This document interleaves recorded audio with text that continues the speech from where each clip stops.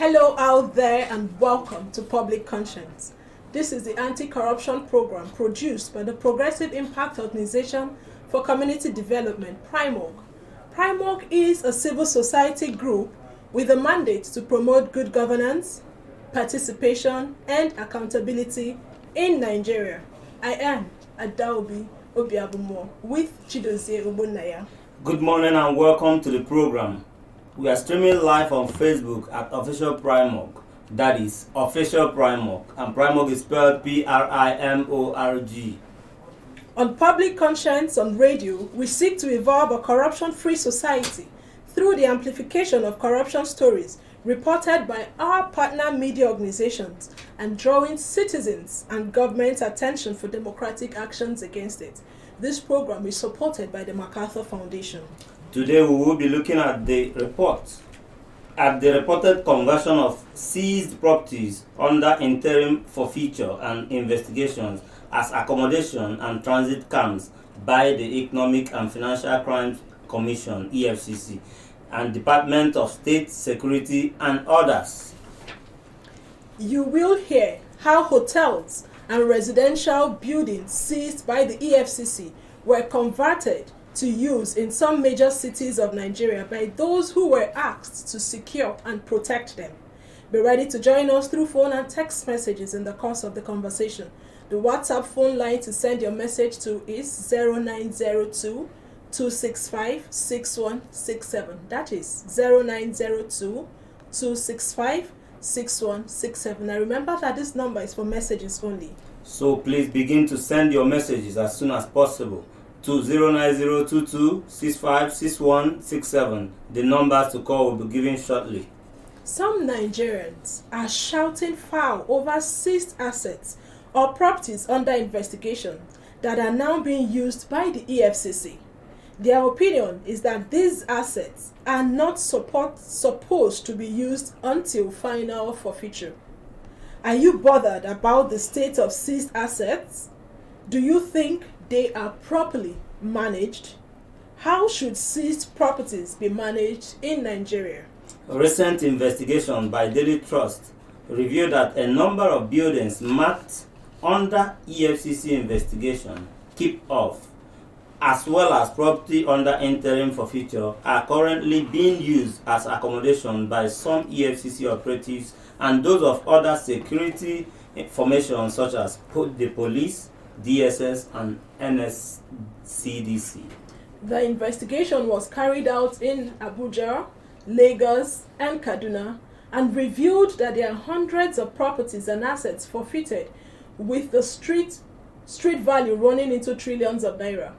However, the Federal Ministry of Justice, EFCC, ICPC, Ministry of Defense, Police, NSCDC, and NNPC are said to be keeping recovered assets worth 4 trillion naira. Till date, there is no assets forfeiture law in Nigeria.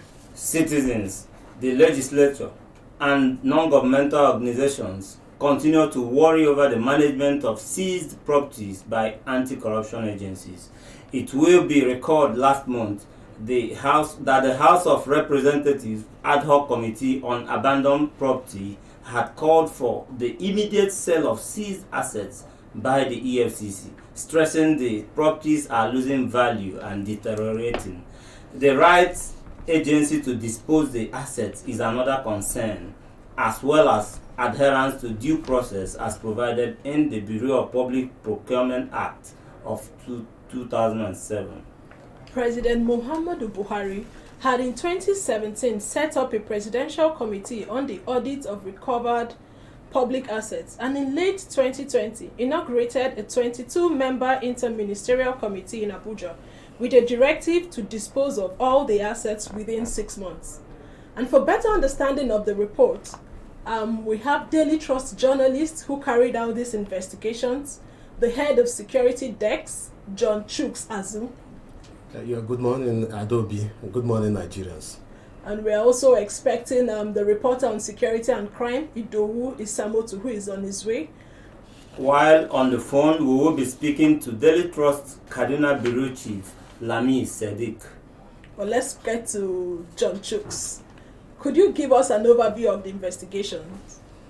Once again, my sincere gratitude to the Primark and the anchors, Chidozie and Adobe. Yes, I participated in the conceptualization and the assignment of that report on the conversion or purported conversion of recovered assets by the various security agencies. The intendment for that assignment was to determine whether the properties were being dissipated, converted, or otherwise disposed of within the remit of due process and the rule of law. And we detailed reporters across the states, especially where the activities, the zonal headquarters, Enugu, Port Harcourt, Lagos, Abuja, Kaduna, and of course Kano. Some of the major cities where the EFCC offices are located. And they went out to look at some of these properties marked as seized. And you will see the signs, keep off, house under investigation. Therefore, we now were a little bit concerned to discover that some of these properties have now begun to be used by people who would dress up and come out from there as if it's the regular residential areas. So we then began to interrogate that relative to the provisions of the law. So, and from what we found out, the properties were not, being followed. The due process of disposal has not been followed, has not been adhered to. Although the EFCC has come out to deny this by saying that this is not the intention to use them as permanent residences. So we want to believe that relevant agencies will follow this matter further so that appropriate actions will be taken. For the benefit of the person listening to you, when a property is under interim forfeiture, what does it mean? Yeah, the procedure in the judicial forfeiture procedure is for parties who have interest to be made to come forward to indicate same. And to initiate this process, the recovering agency or the investigator would go to court and file an ex parte application in respect of that specific property. And according to the EFCC Act, when there is suspicion of crime or the property was acquired through very dubious means, it is incumbent on the agencies to open investigation, and in the time of that investigation, that property will be kept. It becomes a rest, or it becomes a subject of action. Therefore, it is natural that no further action or no further activities or use will be done in that property pending the outcome of the investigation. So that is why that ex parte is applied, and when it is applied, the court will then ask for maybe 14 days, which is renewable, and then there will be a publication in which the public will be invited. Okay, while all this is going on and the property is marked keep off, does it give the EFCC the right to use the property? Yes, that is where that is what makes it a story, because if those properties are marked keep off and then nobody is seen within that vicinity using it, then there is no story to do. But in this instance, they were actually being used for some form of residential engagement. So that is actually not the purport of the law. All right, John. Let's get Lami into this conversation. Welcome to the program, Lami. Good morning. I'm happy to be here. Yes, thank you for joining us. Share with us your findings in Kaduna and how many of these seized properties were converted to personal use by the EFCC staff. Okay, I would just like to say that the idea for this story in particular came through some good Samaritans in Kaduna who call themselves some concerned youth in Kaduna who wrote to us telling us that this particular facility was being used by the EFCC. And so we decided, okay, let's take a look, let's dig into it, and we started our research. And then we found that, of course, most of the sealed properties are uncompleted, and this one in particular, being a hotel, had been in use before it was built. And we noticed that, of course, within the surrounding there, the mark-up sign saying that this property is under investigation, telling people you're not allowed into this property. So, but on getting there, of course, as journalists, we had to pose as people who wanted to look at the facility, to probably rent the facility for a wedding or something, because we knew that as journalists, they may not give us access. So on getting there, of course, our findings was that, of course, the property was being used by EFCC staff. There was no doubt about it. We learned that some of their, they use it as a transit camp for some of their cadets. And we also found that staff of the EFCC on transfer also stay for a couple of months in the facility before they sort out their accommodations.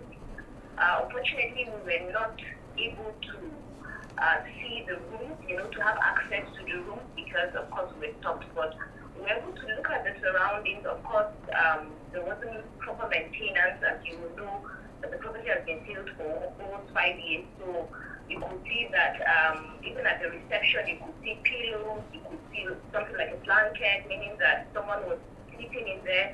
We noticed the AC, the air conditioners were working at the time. And then we also got some sources within the EFCC guarding the place that, yes, the EFCC staff were using the place for their accommodation and also a transit camp and also staff on transfer. So these were some of the findings, and then we felt we had a story to go on with, and we decided, okay, if this is happening, it may be happening in other states too. And so, of course, Daily Trust, we take from there, decided, let's look at what is happening in other states. Was that the only facility you visited? That was the only facility that we found that was being used for that purpose. That was the only facility we found that was being used for that purpose. When you went there on that said day, were you able to speak with any of the EFCC officials there? We spoke with someone who was there on guard because he was the one who, of course, confirmed some of these issues to us. He told us that yes, this stuff, because initially we went also with the presumption that we may find a lot of people. Like I said earlier, we got a complaint from concerned youth, and one of the allegations was that we find a lot of people there drinking and smoking. Well, we did not see that. When we went there, of course, there was nobody at the gate, so we had access. That gave us opportunity to go in there. We went as far as the reception and the hall before someone stopped us. So the place was kind of empty when we got there, but of course later on he staff came and he stopped us. So we gave him the impression that we were just innocent people who wanted to rent a hall or something, and so that made him comfortable enough to give us the information and to talk to us freely. Now, you touched on the condition of the property you saw. You say it wasn't in a top shape. But did you reach out to EFCC authorities in Kaduna or any other relevant authority around you there? Yes, after making our findings, of course, we knew that the EFCC has a zonal office in Kaduna, so we approached the zonal head, who invited us to the office, and we met him one-on-one. He spoke, and he confirmed to us, actually, that the place was being used by their staff. and one of the things he said was that the place, they've actually spent a lot of money on maintaining the place, giving an impression that without people staying in that place, it could actually fall apart. So they stayed there, they worked on the pipes. He said they had leakages with the pipes and other things, and so by staying there, they've invested money in working on and maintaining the place. And in fact, the zonal head also confessed that he himself stayed there when he was transferred to Kaduna to take over. He had stayed there for a few months before he was able to sort out his own accommodation problem. But ideally, they were not supposed to occupy the seized property. Of course, this is a property under interim forfeiture, like John Chukwueze in the studio has told you. The question is it legal for them to do that? But even the EFCC, during the course of my discussion, couldn't really explain this properly. All they said was that, by staying there, of course, we're helping to keep the place in top shape, because if we weren't there, of course, the place will fall apart. But the question is it legal? I think that's the supreme question we all have to ask. Is it legal? Is it legal? It doesn't make it right. And as we wrap up, just in 30 seconds, what were your challenges during the investigation? I think for us, basically, it's our inability to access some of those rooms, because there were some allegations that were raised. So we were not able to get into the rooms to see what is happening, the situation there, the conditions of the rooms, because most of the staff were living in the rooms. If we had seen it, probably if we had access to rooms to see the conditions, to see, their level of even comfort in those rooms, probably it would have added some kind of spice to our story.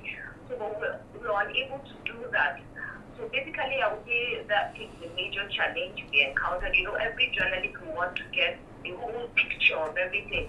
Would have wanted to see the rooms, to see where the staff were sleeping, to see the facility. And then don't forget, those who made this allegation, who wrote this complaint to us, had claimed that some of the electronics in the rooms went missing, like television sets.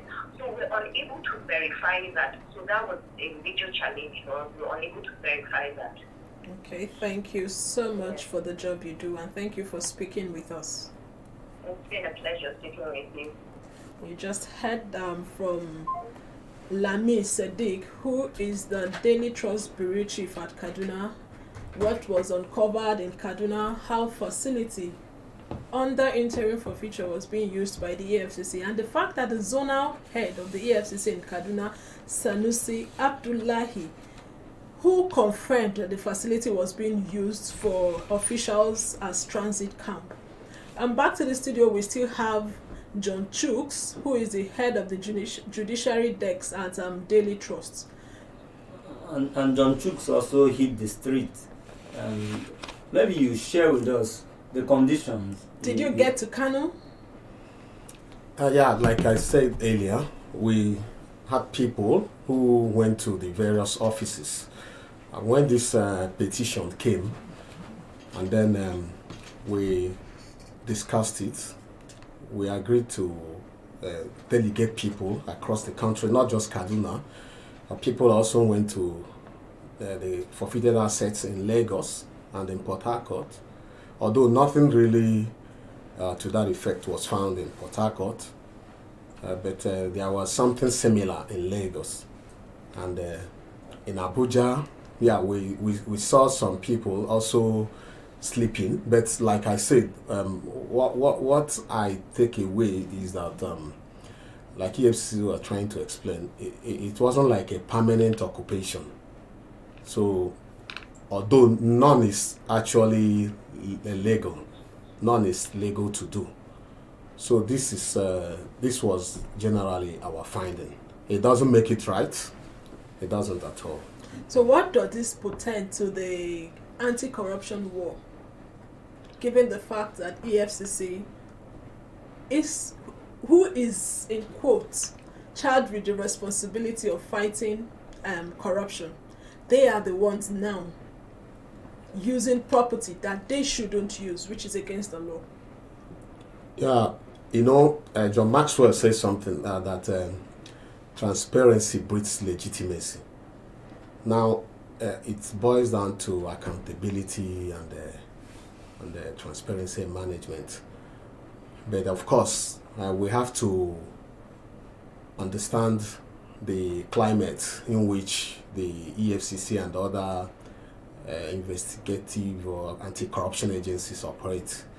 In your introduction, you did mention that there is no regulatory framework that is available for management of assets. So in this climate of lack of clearly defined law for management of recovered assets, it will be difficult to, and then the delays in our judicial process to quickly conclude with some of the hearings. It will be difficult to really say what would be done to those assets in the interim.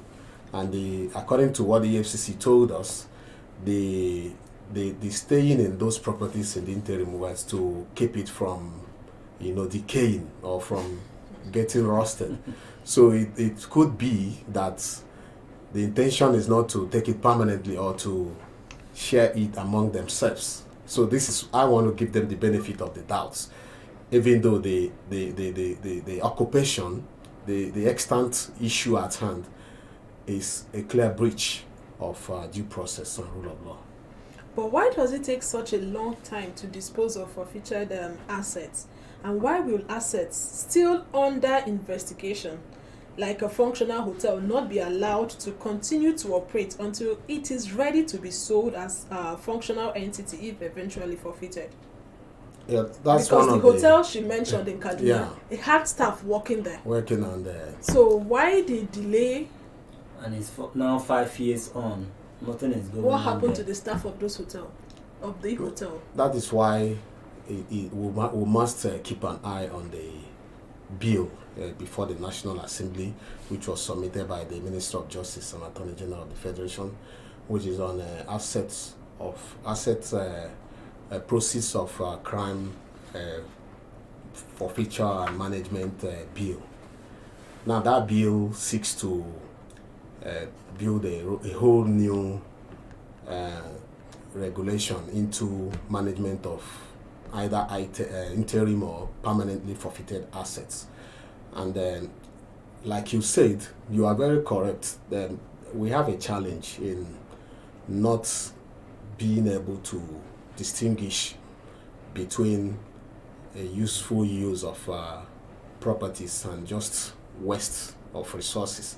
When you recover or when you are investigating a company, maybe a hotel or a production company or a newsroom which you suspect to have been from proceeds of crime, it ought not to be completely stopped from operations. While that investigation is going on, you can still continue to run it. The staff will continue to earn their living, pending when the outcome reads otherwise. And even at that, you are supposed to also dispose it to a professional, a very well managed agency who would continue. Private sector. The investigation is ongoing. Even after that, if it is in the line of, let's say, it's a company producing bread. Now, while you are at it, you have to allow it to run, and then when finally it was found to have been built from proceeds of crime, you now advertise it for people who have competence in bakery to take it over as fully acquired. In that instant, the federal government will make money from the disposal, and that is why we are comfortable with the interministerial committee which was set up by the federal government of President Buhari. You know, when I saw the picture of the hotel in Kaduna, what came to my mind was that at least that hotel must employ up to 20 Nigerians. And when you shut it down for 5 years, those people are out of jobs. Just like you said, there's another way to it. Government can run this place while the interim forfeiture and final forfeiture is concluded, and we move on. But it's a good time to also remind our listener to follow us on our social media platforms at Official Primorg. And Primorg is once again spelled Primorg. Remember that we are streaming live on Facebook at Official Primorg. What is your reaction to what you've heard as we plan to open the phone line in no time? How should seized properties be managed in Nigeria? As a citizens, how worried are you about the management of recovered assets? John, you mentioned accountability. Let's touch on it again. Accountability is seemingly a major issue in the management of recovered assets by our anti-graft agencies. What could be responsible for this development? Yes, like I said earlier, until this bill that is before the National Assembly, that is the process of crime recovery and management bill is passed, Okay. we may not really define the governance structure and direction of assets recovered by all these law enforcement and anti-corruption agencies. Like I have also mentioned earlier, it will be very invidious to allege that the EFCC intended to permanently dissipate these recovered assets. I think they are working under an environment that is not clearly defined. And if you look at the dispute between the former acting chairman, Ibrahim Magu, and the Attorney General of the Federation, it still revolves around this management of recovered assets. There was an allegation in the petition, which was now investigated by the Judicial Panel of Inquiry, headed by the former President of the Court of Appeal, Justice Ayo Issa Salami. It was an allegation that claimed that recovered assets funds were diverted to private pockets. And Magu denied it. Of course, the panel made its finding and then raised some concerns about the overall management of recovered assets. So it's obvious that you cannot build something on nothing and expect it to stand, like Lord Denon said. So we must push for the enactment of that bill so that there will be clarity, there will be certainty, and there will be consistency in the management of recovered assets. So for now, this issue of accountability, we can't really lay it on the doorsteps. Do we have even the number of seized properties, forfeited properties, final forfeiture? Do we have it? Yeah, that is why in December. Because that's where the accountability starts from. Yes, something new is happening as contained in that report. In December 2020, from June to December, they set up this evaluation committee. The interministerial committee was set up and then asked to go around the country. In December 2020, they were inaugurated and then asked to go and evaluate all the properties nationwide, and they did that. They visited almost all the 36 states. You know that virtually most former governors are facing investigation, and some of them kept their whatever they are alleged to have taken. Some of the properties, some of them acquired property before coming to office.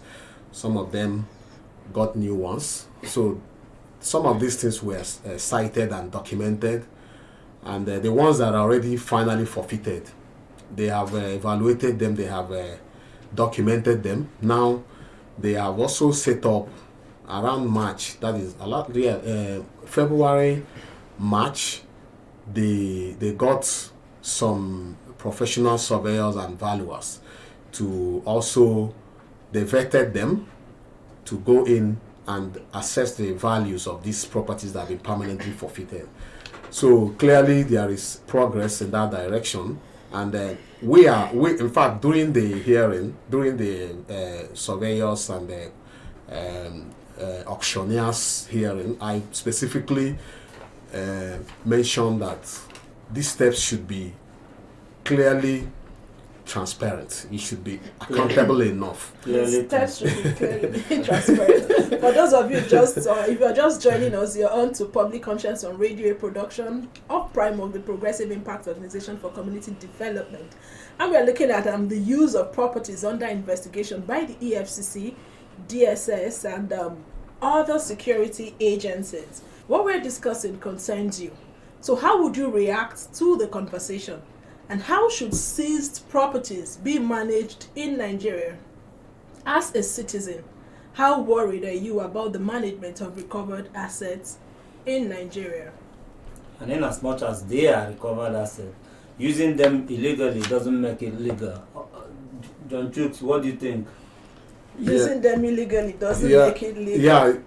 Using them without due process. That I think that then Without brings the illegality. That you are right to say using them illegally. Yes, because if you use it without due process, then it's illegal, and if it's illegal, then it is impunity. It is also an aspect of corruption, which you actually set up to fight in the first place. So we have to be careful how we, go about some of the things that we do in this country. We must set standards. We must set examples. But like I said earlier, the EFCC has not given any impression that they are occupying those places permanently, or now our staff will now start taking permanently over. Or for a few weeks. Yeah. In the meantime, while the judicial process is on, they say that they don't want it to rot. They don't want it to rot. So that's what they replied us. Recall that the old Chelsea Hotel in Central area in Abuja here was seized from the former Bayelsa State Governor, later Alamesia. It was shut down and wasted for over several years. So could that be a justification for the EFCC using some of these properties? That is why the law has to come in. The process of crime recovery and management bill we have to push for it. NGOs are pushing for it, CSOs are pushing for it, and I believe that Primorg is also well positioned to push for this, because if there's an agency detached from the investigating and prosecuting agency, then managing these assets, it will be more transparent, it will be more accountable, and it will be more resourceful, to the economy. What happened with Chelsea Hotel and other such properties is very, very unfortunate. Correct me if I'm wrong. During Ibrahim Magu's time, I think there was an agency they set up to manage the properties. I found that in your report. I don't know if there's an agency called Process of Crime Recovery and Management Agency, but it's not yet officialized. It's still it's going to be no backing of the law. No backing. I think they are still trying to sign the law, but if it comes on stream, it will be a totally independent agency it's going to be another commission or agency with a new procedural engagement, a new structure, logistics, offices. So although I don't support duplication of government agencies, but it appears that is where we are heading with this new duplication. When some of us are shouting that the cost of governance is too bloated, it's too much for a country that has only oil as a source of revenue, that a country that is economy that is not productive. But this is where we are going. There will be an independent agency eventually, which will manage those assets. So this news, we may not hear the stories of wasting of recovered assets in our usual knee-jerk approach to crime fighting. we will have to put this in the past in the very near future. You're hopeful, which is good. We just have Idowu Isamo to join us, who is a reporter on security and crime. Welcome to the program. Thank you very much. So could you tell us, I don't know, which of the states did you cover? Lagos, Kano? I'm here in Abuja. Abuja. Yeah. So could you just give us an overview of what you found? There are many things journalists do find on the field, especially when you are investigating some issues concerning the governance and Nigeria at large. During our course of engagement, though I'm in Abuja here, but I had traveled to a lot of places to find out what is happening into our systems. So, there are a lot of things we did find when we went for this particular investigation as regards the properties being converted by some security agents. We are on here. Not everything that you saw on the field that you will be able to divulge for the public. So we need to be very mindful of what we divulge to the public. But there are a lot of things we found. Number one, many security agents who were stationed at all these properties, majority of them were not even aware of how things are being run. I don't know whether you get what I'm talking about. Which of the states did you conduct your own investigation? But here in Abuja, yes. Okay, go ahead. So they were just following the order. They were just following the orders from their superior. So like now, some of these properties were marked. Okay, fine. They just deployed some of the security agents. Go and man this place. If you see anybody coming, you have to challenge the person. So while I was doing my investigation, I tried to disguise as as possible as it was, but it was not easy. It was not easy for me because I saw them and they were first looking. They were looking at if a fly passes through. You were scared away by their looks. Yes, I was actually initially I was scared, but when you are along the line, you develop that courage that okay, we are doing our job. So some of them, when you want to take pictures, they won't allow you to take pictures, even if they know. So, but some of these things, I had taken pictures of some of these properties before I met some of them to tell them what I wanted, what I want. So even after you told them what you wanted, they won't even still grant you. So it now it depends on you. They want you to go and look for how you can get your information. So there are a lot of things. So were you able to penetrate the security, the scary looking, the barricade and everything? Security personnel at the if you saw the report that we did, you will notice that there are some pictures there that actually identified, that showed that we truly got the in-depth. But succinctly, I would say I was able to penetrate a little bit. But do you have an idea? From the security men you saw at the entrance, were there other people occupying the property? As of the time I went there, yes, there was nobody except the security. But when I spoke to some people around the place, they actually confided in me that they brought some people. And occasionally, not that they were there permanently, they were just there briefly. Some of them will come there to come and visit them, the security, because some of them was even telling me jokingly that but be firewood now, so they brought some people there briefly and they leave again. What was the condition of the facilities you visited? Actually, some of the facilities, I won't lie to you, some of them are rotting away already. Some of them were rotting away because when properties are not in use, we all know what will happen to such properties.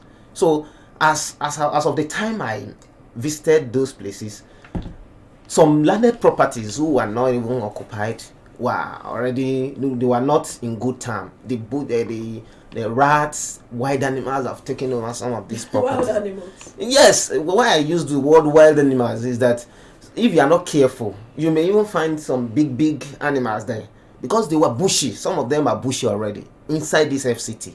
So some of these properties, to me, I think they need to be government need to be to put them in use for the benefit of the Nigerian populace.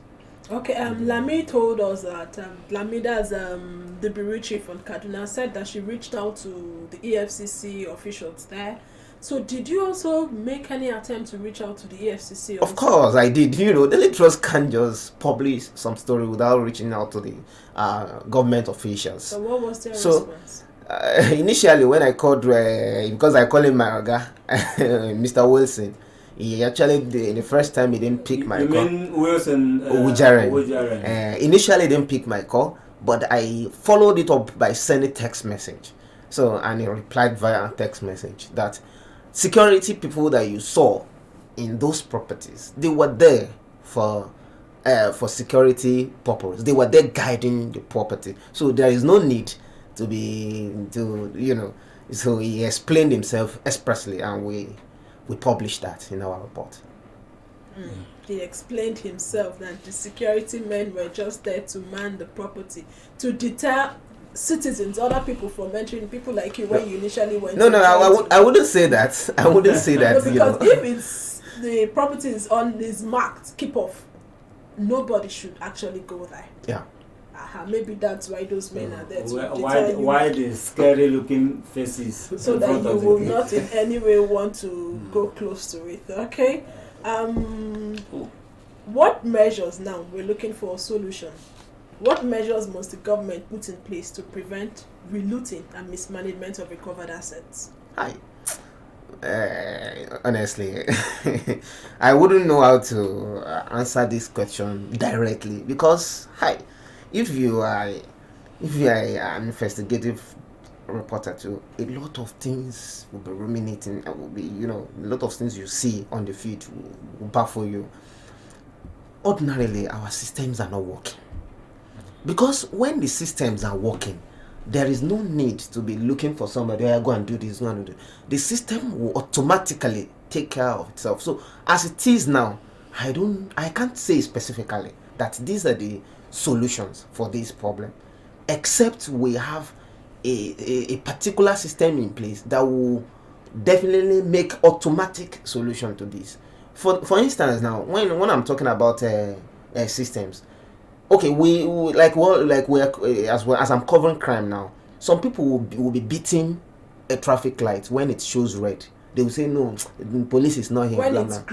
When it's green, some people, you are expected to go. But when it is red, you are expected to stay. But some people will not stay.